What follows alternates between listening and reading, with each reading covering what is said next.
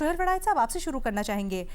हमने देखा गुज़श्ता हफ्ते DGISPR की एक प्रेस कॉन्फ्रेंस थी जिसमें सख्त बातें की गई। उसमें भी बड़ी दो टोक अल्फाज में कहा गया खैबर पख्तूनख्वा हुकूमत से मुतल्लिक। आज तलाल चौधरी साहब भी सामने आए, खासकर इस बयान के बाद। आप इसके ऊपर क्या राय रखते हैं?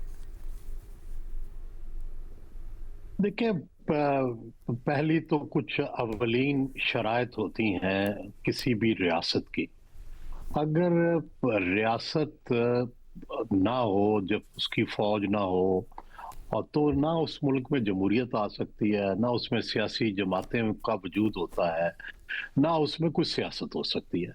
तो इसलिए जो मुल्क के खिलाफ जो भी कार्रवाई है, हमने देखा कि भुट्टो साहब शिमला मुआहदे पे गए तो सारी अपोजिशन से बात करके गए। ठीक है, इसी तरह जितनी भी हमारे यहाँ जंगें हुई हैं उसकी में सारी अपोजिशन साथ होती थी। तो ये एक टेररिज्म तो एक जंग है, और इसमें आई डोंट नो क्यों पीटीआई इस मामले पे अड़ गई है, जबकि मेरे इल्म में है कि पीटीआई को ही सबसे ज्यादा प्रॉब्लम था टेररिज्म से, और खासकर अफगानिस्तान से जो आने वाले टेररिज्म है इस पे, क्योंकि केपी में तो उन्हीं को प्रॉब्लम है। और ज्यादा उनके जो सवाद से मुराद साहब थे और दूसरे थे, ये हर कैबिनेट मीटिंग में इस बात पर जोर दिया करते थे। लेकिन अब चूंकि उन्हें ये सूट करता है तो उन्होंने एक मुख्तलिफ बयानिया जो अपना लिया है।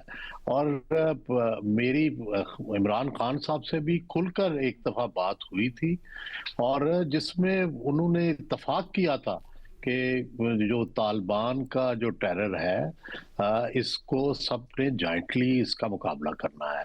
और आप याद करें कि वो जो स्कूल पे हमला हुआ था पेशावर में, आर्मी पब्लिक स्कूल में, उसी के बाद ये सारा कुछ जो है वो इकट्ठा हुआ था। इमरान खान का धरना खत्म हुआ था और उसके बाद से ये ऑपरेशन शुरू हुआ था। तो मेरा ये ख्याल है कि जो बुनियादी चीजें तय थी उनसे तो फिरना नहीं चाहिए। तो ये तो सारी कौमी सियासी जमातों ने मिलकर तय किया था कि ये अगर इस तरह का टेररिज्म का मामला होगा तो हम सब इकट्ठे होंगे, और जब स्टेट उसके खिलाफ लड़ेगी तो हम सब उसका साथ देंगे।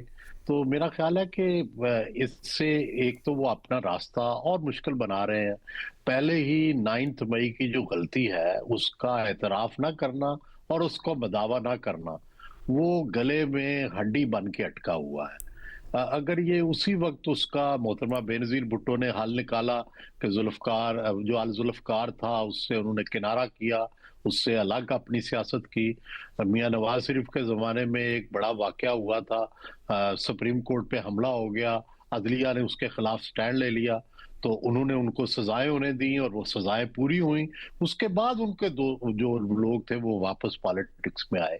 तो ये सियासी जमातों पर मुश्किलात भी आती हैं, उनके रास्ते में रुकावटें भी आती हैं, तो उनसे निकलना ही तो लीडरशिप होती है।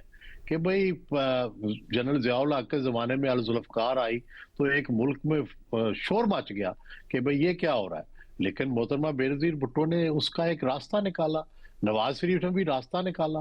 तो भाई इस तरह रास्ते निकालते हैं। अब ये कल को ये प्रॉब्लम होगा कि ये टेररिज्म के खिलाफ आपकी फौज ऑपरेशन कर रही है, आधा मुल्क या जो है 3/4 ऑफ द कंट्री जो है वो इस पे मुत्तहिद है।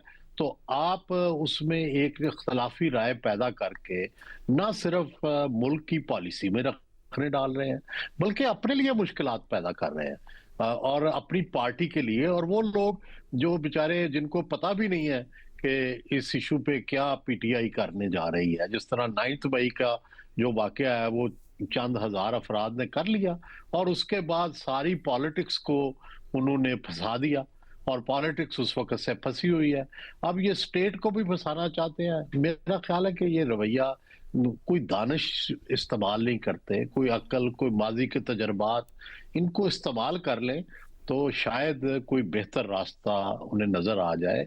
सवाल तो ये है कि वो तो पहले ही क्राइसिस में है, इस क्राइसिस को बढ़ाना उन्हें सूट हरगिज नहीं करता, इसको घटाना और दूसरा स्टेट के खिलाफ जो स्टेट का नैरेटिव है, जिस पर खुद ये इत्तेफाक कर चुके हैं, खुद साइन कर चुके हैं, खुद उसकी मीटिंगें कर चुके हैं, तो इनके जमाने में वो ऑपरेशन जारी रहा उनके खिलाफ।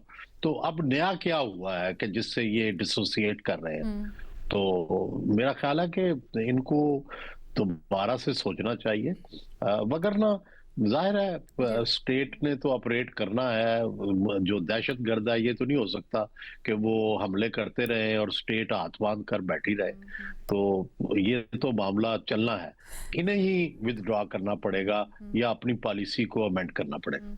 जुल साहब, इतना तजर्बा है आपका और आप सियासी जमातों की जो हिकमत अमली होती मेरा है तजर्बा कोई 100 साल नहीं है। सर साल थोड़े चाहिए होते हैं तजर्बे के लिए। कभी कभी महदूद वक्त के अंदर भी ऑब्जर्वेशन अच्छी हो तो बड़े बड़े तजर्बात हो जाते हैं, मुशाहिदा अच्छा हो तो आप जैसे लोग देख ही लेते हैं। सर, तो मैं आपसे जरा ये समझना चाह रहे हैं कि पाकिस्तान तहरीक इंसाफ की ये जो हिकमत अमली है, इसके पीछे क्या लॉजिक हो सकती है आपके ख्याल में? मकसद क्या हो सकता है? वो जो हुकूमत कहती है कि सियासी फ़ायदे के लिए हो रहा है ये सब कुछ, क्या वो है? लीडरशिप का फुकदान है? क्या मसला क्या आपको नज़र आता है? वजह क्या नज़र आती है? मेरा ख्याल है कोई हिकमत अमली है ही नहीं। अच्छा। सिरे से वो होता ही है ना कि आपने कभी एक लफ्ज होता है उसको कहते हैं मॉब साइकोलॉजी। मॉब साइकोलॉजी ये है कि मैं जो बड़ा एक शरीफ आदमी, पुरअमन आदमी हूँ, कभी मैंने एक कंकर भी किसी को नहीं मारा, लेकिन जब मैं मॉब साइकोलॉजी ये है कि मैं जब उस मॉब में जाऊंगा और नारे लग रहे होंगे और जज्बाती लोग होंगे तो सबसे आगे मैं आऊंगा। तो ये एक मॉब बन गया है जिसमें हर बंदा पहले से बढ़ के बात करता है कि ये मैंने उससे ज्यादा एग्रेशन दिखाना है। तो उस मॉब साइकोलॉजी क्या ये शिकार है? कोई दानिशमंद, कोई लीडरशिप नहीं है। जो लीडरशिप है उसको मानते नहीं है।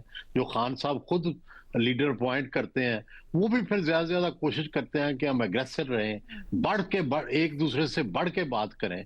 तो वो उस वक्त बड़ी तालियां बजती हैं, लेकिन उसके साथ ही पार्टी और फंस जाती है, उसके साथ बयानिया और कॉम्प्लिकेट हो जाता है। तो ये चल रहा है जिस तरह कहते हैं ना कि एक organised crowd led by a wise person, वो नहीं है।